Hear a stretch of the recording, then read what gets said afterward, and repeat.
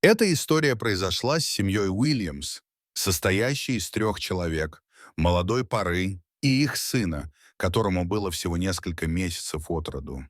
Все они были родом из Индии, страны, известной своими жителями, способными приручать змей в качестве домашних животных. Это укоренившееся верование гласило, что змеи защищают младенцев.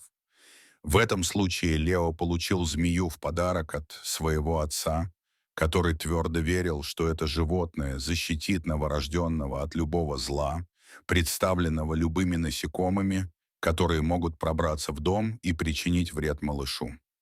Для отца Лео змея — это животное, которое часто считается опасным, но это страх, который мы ей демонстрируем, делает ее агрессивной. Наоборот, когда мы медленно приближаемся к ним и показываем, что не представляем угрозы, они склонны опускать защиту и проявлять немного больше покорности при контакте с человеком.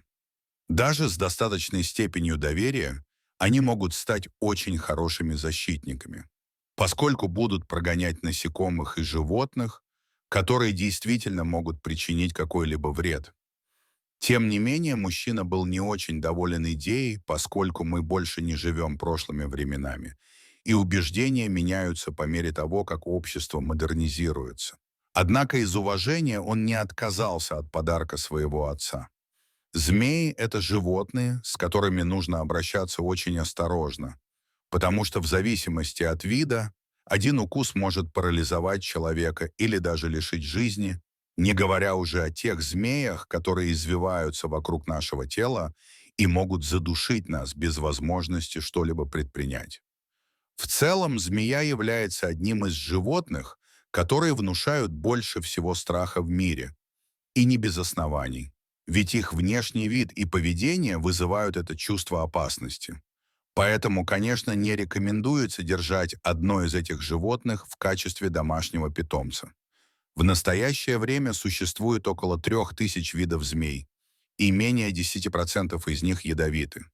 Тем не менее, молодая семья сохранила змею, правда, держа ее в изоляции в террариуме, откуда они не разрешали ей выходить.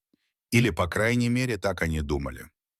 Однажды ночью, пока малыш спал в своей комнате, змее каким-то образом удалось выбраться из своего контейнера. И она медленно проползла по всему дому, пока не добралась до комнаты ребенка. Поначалу змея не приближалась к малышу, а просто оставалась рядом и поедала мелких насекомых, которые могли быть в комнате, а затем, утолив голод, очень умно возвращалась обратно в свой террариум. Это действие повторялось каждую ночь, и постепенно рептилия становилась все более уверенной, приближаясь к колыбели ребенка и пристально наблюдая за ним. Родители малыша действительно заметили небольшие остатки насекомых, разбросанные по комнате, но не придали этому большого значения. Так прошло несколько дней, пока Лео однажды ночью не встал, чтобы сходить в туалет, а затем решил заглянуть в комнату своего первенца, чтобы убедиться, что все в порядке. Именно тогда Лео обнаружил, что змея находится рядом с колыбелью его сына и наблюдает за младенцем. Теперь наличие остатков насекомых в комнате малыша имело смысл. Хотя животное и не причинило никакого вреда, молодой отец пришел в ужас и сразу же вытащил змею из колыбели и снова запер ее в контейнере, убедившись, что она никак не сможет выбраться. В ту ночь мужчина взял ребенка и отнес к себе в спальню, объяснив жене произошедшее. Они решили, что утром вернут змею обратно. И так они и сделали. На следующее утро Лео отнес животное обратно своему отцу, потому что не мог подвергать жизнь своего сына риску из-за каких-то убеждений.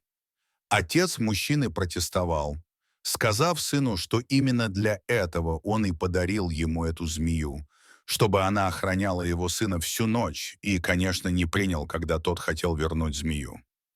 Лео, не очень убежденный, решил проконсультироваться со специалистом по змеям, который мог бы объяснить это поведение.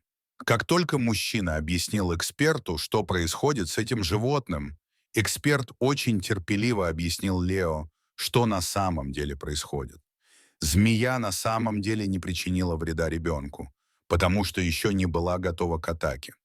Все это время она просто выжидала подходящий момент, чтобы напасть на этого беззащитного младенца.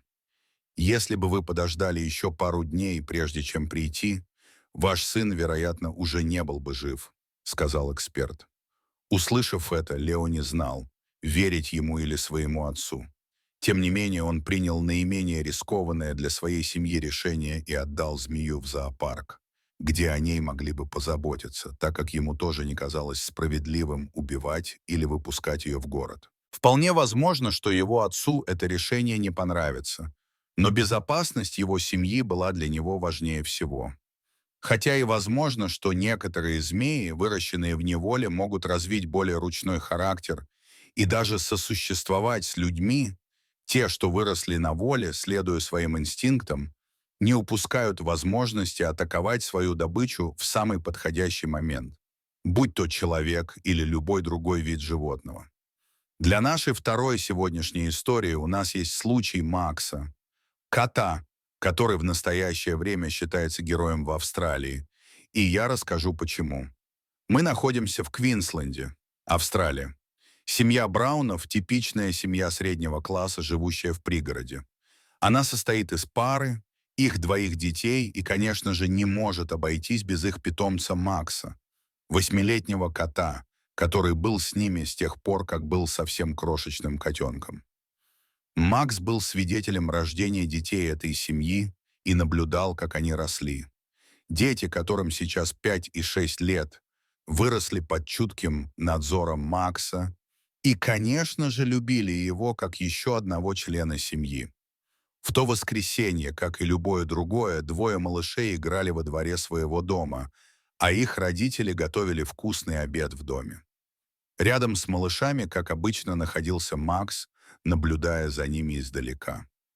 В этот момент кот заметил что-то, что привлекло его внимание, ползущую в сторону этих двух малышей змею.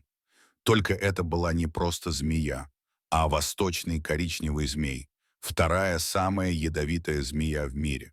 Восточный коричневый змей очень агрессивен и самый смертоносный в Австралии, ответственный за большинство смертей от укусов змей в этой стране.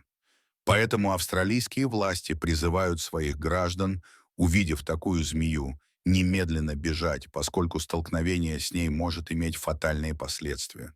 Эта змея явно собиралась напасть на этих двух малышей, которые даже не заметили надвигающейся опасности. Однако Макс не собирался этого допустить и очень храбро перехватил хищника, быстро напав на него. Два животных сцепились в схватке, которая закончилась тем, что кот задушил змею. Макс победил, но за большую цену. Во время драки восточный коричневый успел укусить кота, впрыснув ему свой мощный яд. Кот потерял сознание, и в этот момент дети начали кричать. Брауны сразу подбежали посмотреть, что случилось с их детьми, и увидели эту печальную картину. Они принесли Макса домой, где через некоторое время кот пришел в себя и, казалось, был в порядке. В ту ночь семья отпраздновала героизм кота и приготовила ему вкусный ужин, но, к сожалению, на следующее утро хозяева нашли его сломленным, неспособным двигаться. Все еще полной надежды они отвезли кота в ветеринарную клинику, но было уже поздно. Кот умер героем. В заключении объяснялось, что симптомы Макса были слишком тяжелыми, чтобы оправиться, поэтому животное в конечном итоге умерло. Макс запомнился своим невероятным подвигом не только своей семье, но и всей стране.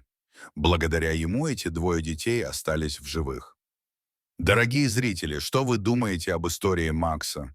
И как бы поступили на месте Лео? Оставили бы змею в доме, как советовал его отец? Расскажите, пожалуйста, в комментариях.